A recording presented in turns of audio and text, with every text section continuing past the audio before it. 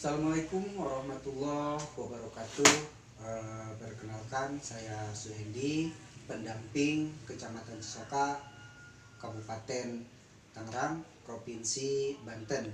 Sini saya akan mempresentasikan yaitu FBS, yaitu sesi 5 pengelolaan keuangan dan perencanaan usaha, ya, itu tepatnya di sesi 5 mengelola keuangan keluarga, ya. Mari kita simak bersama. Bahwasanya dia mengungkapkan yaitu dengan cara menghitung pendapatan dan juga pengeluaran, ya. Nah, itu menurut pendapat Ibu Ana, ya. Nah, sekarang saya minta satu lagi yaitu kepada Ibu Yati, ya.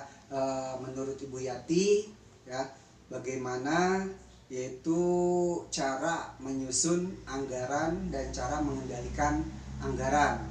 Ya, silakan Bu Yati. Oke, terima kasih Bu Yati atas jawabannya, di mana Bu Yati di sini memberikan jawaban yaitu ada juga yaitu dengan sistem amplop, katanya, kata Bu Yati, ya. Yaitu sistem amplop ini uangnya dipisah-pisahin, katanya, ya. Bagus, ya. Pengendalian demikian itu kita pos-poskan, ya, supaya nanti bagiannya buat anak jajan itu di mana amplopnya, bagiannya untuk beli belanja sayur itu di mana, ya, nanti supaya tidak tercampur, ya. Itu sudah terskema ataupun sudah terschedule semuanya, ya. Nah, baik, terima kasih Bu Yati, ya, atas jawabannya. Mudah-mudahan bisa kita lakukan bersama-sama di sini. Setelah kita mendengar jawaban-jawaban dari ibu-ibu tadi, bahwasanya karena ini sesi terakhir, Bu, ya, biar nggak boring juga, saya tahu pengen pada pulang pastinya, kalau udah akhir aja pengen pada pulang. Nah, di sini kita akan lihat yaitu video mengenai film, ya, ataupun tentang pengelolaan keuangan, ya. Nanti di sini akan saya tampilkan, ya. Kita sama-sama di sini lihat yaitu film dari mengelola keuangan. Ibu-ibu, uang rumah tangga perlu dikelola agar pengeluaran bisa seimbang dengan pendapatan. Semakin terbatas pendapatan kita, semakin harus terampil kita mengelola uang rumah tangga. Bagaimana caranya? Mulailah dengan menghitung dan mencatat perkiraan pendapatan dan pengeluaran keluarga setiap bulannya. Kemudian tentukan pengeluaran apa yang termasuk kebutuhan dan apa yang termasuk keinginan. Kurangi, tunda, atau kalau perlu, batalkan keinginan agar pendapatan bisa seimbang dengan pengeluaran.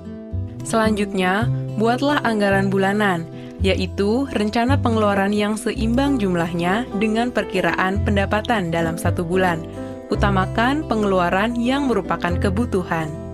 Seringkali beberapa anggota keluarga perlu uang secara bersamaan untuk kebutuhan yang berbeda. Bicarakan dan sepakatilah bersama kebutuhan yang harus didahulukan. Dan terakhir, gunakan uang sesuai dengan anggaran yang sudah dibuat. Kita bisa memakai sistem amplop dan membuat catatan kas harian untuk mengendalikan pengeluaran. Nah, ibu-ibu, bagaimana? Mudah kan?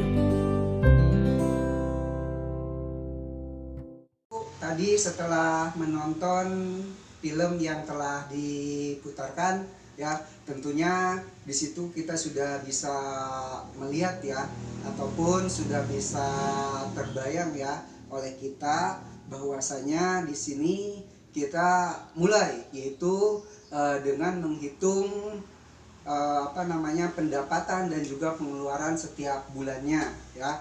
Utamakan yaitu kebutuhan dulu, ya, sebagaimana tadi di film tersebut yaitu diceritakan yaitu mengenai pengelolaan keuangan, ya. Kita utamakan yaitu kebutuhan dulu, jangan sampai pengeluaran yaitu besar ya, sehingga kita tidak mampu ya untuk mencukupi kehidupan sehari-hari kita. Dan juga jangan lupa yaitu gunakan anggaran yang sudah dibuat ya. Nah itu ibu-ibu ya, intisari dari film tersebut ya. Nah untuk selanjutnya yaitu kita akan melihat yaitu tentang brosur ya. Di sini saya ada juga yaitu tentang materinya di brosur.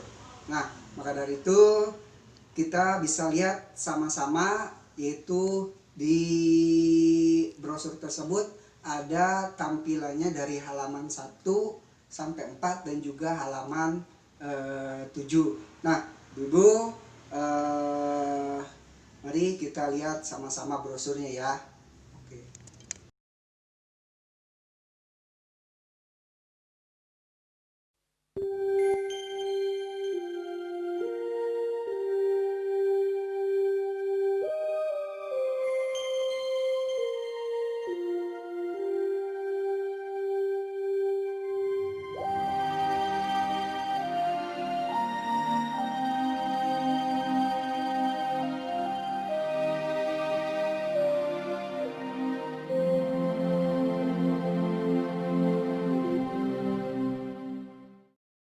Ibu sudah melihat ya brosurnya, di mana nanti akan saya bacakan kembali ya brosur tersebut.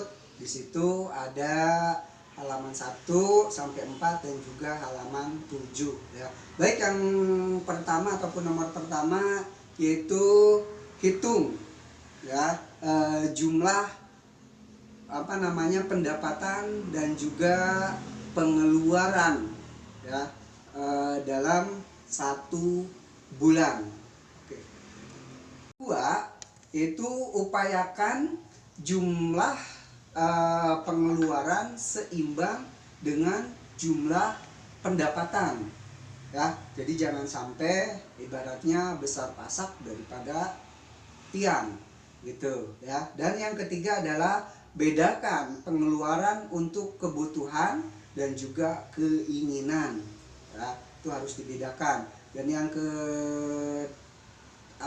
tadi kan ada 2 poin ya, di poin 2 ini di nomor 2 ini ada 2 poin. Yang keduanya adalah kurangi ataupun tunda atau bahkan bisa dibatalkan lah ya yang namanya keinginan. Jadi utamakan dulu kebutuhan ya. Dan yang ketiga itu sepakati bersama ya anggaran bulanan keluarga. Jadi kita jangan secara sepihak ya terhadap anggaran-anggaran yang didapatkan oleh keluarga ya.